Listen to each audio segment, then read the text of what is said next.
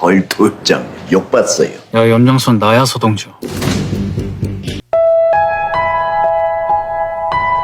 Sebelum Dongju diserang, Tuan Yom yang merencanakan hal ini tertawa karena mengira kali ini rencananya akan berhasil. Ia juga merencanakan untuk menghabisi menantunya Enam karena tidak bisa melupakan si pencuri Dongju. Sementara Enam sudah menikah dengan keponakan kesayangannya, Hui Chol. Seandainya saja Ildo lamban menangani Dongju, Tuan Yom mengutus anak buahnya untuk segera menangani Enam terlebih dahulu. Sementara itu, saat Ildo sampai ke rumah sakit dan hendak masuk ke kamar Dongju, putranya, Taeyeon, ternyata sedang menjenguk Dongju. Di sana Ildo mendengar jika rupanya putranya itu curiga kepadanya. Pada saat Dongju keracunan kayu manis di rumah ketua Cha, awalnya ia disuruh untuk menghubungi ambulan. Namun ternyata Ildo tidak kunjung melakukannya dan malah melihat Dongju sekarat. Saat sadar ambulan juga tidak kunjung datang, Taeyeon langsung menghubungi pihak ambulan dan di sana ia mengetahui jika rupanya ayahnya tidak pernah menghubungi ambulan sama sekali. Ia takut Dongju akan mati karena ayahnya. Setelah mendengar kenyataan jika putranya sendiri mengetahui jika ia berencana untuk membunuh Dongju, Ildo semakin khawatir. Ia siap bertanggung jawab atas segalanya, namun belum saatnya. Nanti ketika Daesan Group sudah jatuh ke tangannya, lalu ia bisa menyerahkannya kepada putra kandungnya Taeyeon. 아빠가 다 책임질 거야, 태훈아. Dan kemudian saat ia kembali ke ruangan Dongju, disitulah saat dimana Ildo melihat baru saja Dongju diserang. Awalnya ia diam saja saat suruhan Tuan Yom itu kembali menyerang Dongju. Ildo kemudian masuk ke dalam dan langsung menyuntikkan racun yang ia bawa kepada anak buah Tuan Yom tersebut.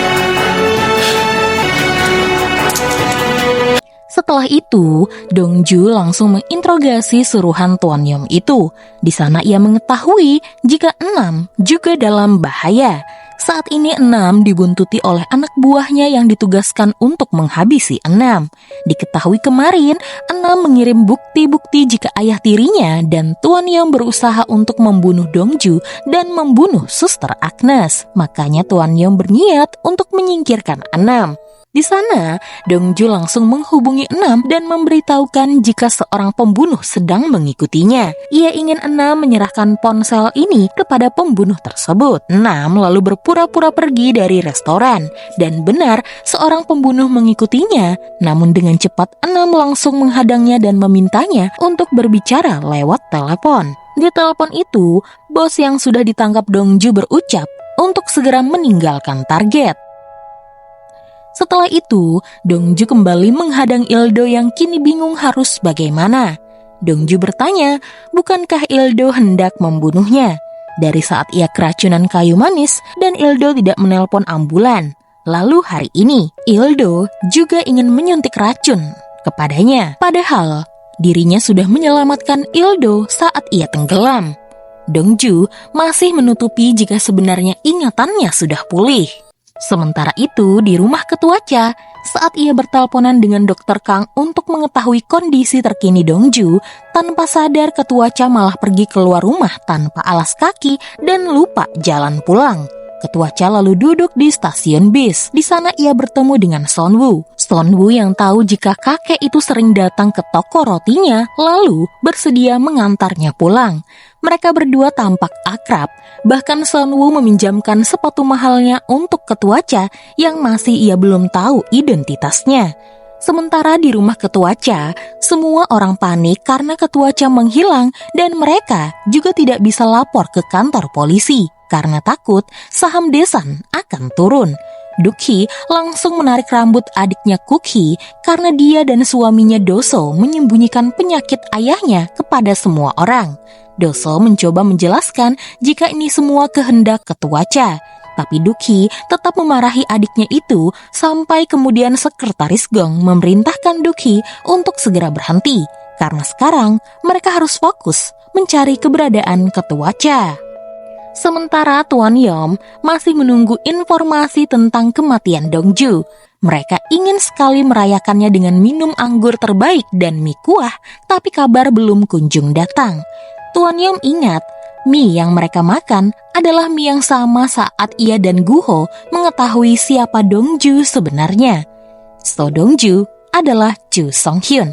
Ia menjual namanya Songhyun demi uang.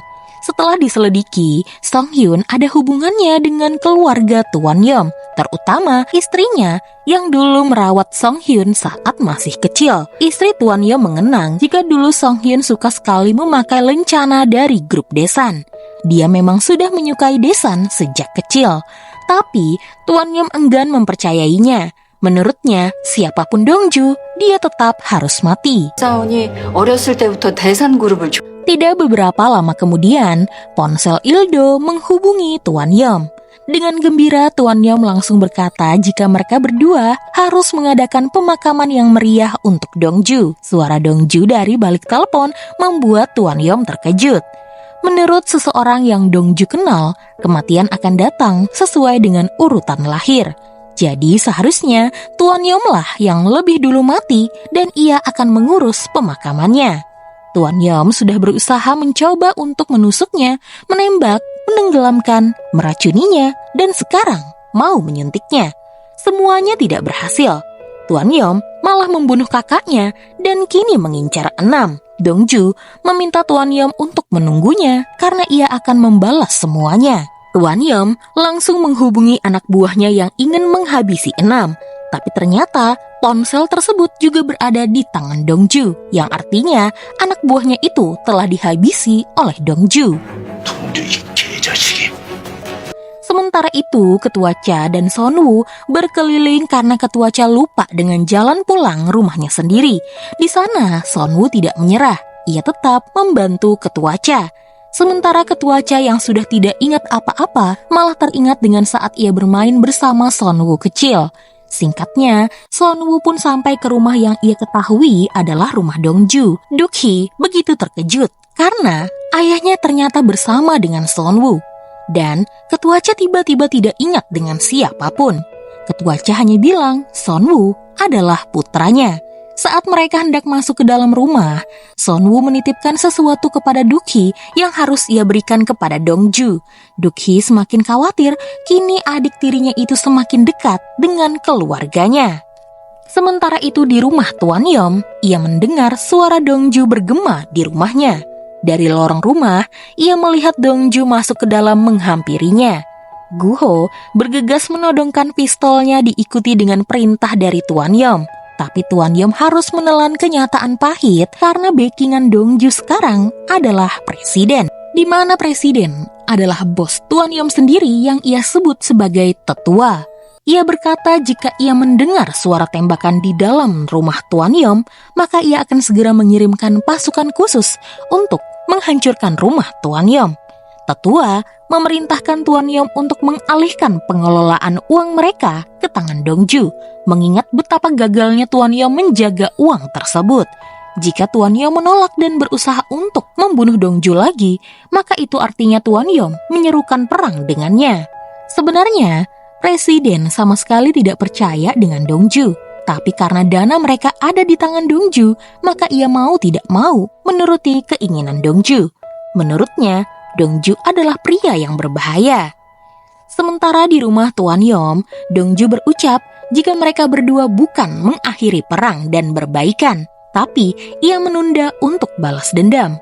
Saat nyawa Tuan Yom layak untuk memuaskan rasa balas dendamnya, di saat itulah ia akan membunuh Tuan Yom. Setelah itu Dongju pergi ke rumah Ketua Cha. Ketua Cha yang sudah baikan kemudian menyambut Dongju dan di sana Dongju berkata jika ingatannya sudah kembali sepenuhnya. Tugasnya untuk membawa Sonwoo ke rumah ini akan segera ia laksanakan. Lalu Dongju pergi menemui Ildo. Ia memberitahukan tindakan Ildo yang berusaha untuk membunuhnya akan ia manfaatkan sebagai kelemahan Ildo dengan baik. Maka Ildo harus bersiap menantikan pembalasan dendam dari So Dongju. 제가 잘 활용하겠습니다. 네가 너무너무 그립다 하루에 하나씩 너를 지워보지만 다 따스했던 너의 미소와 밤을 새워 나눈 이야기 못 잊어 눈물만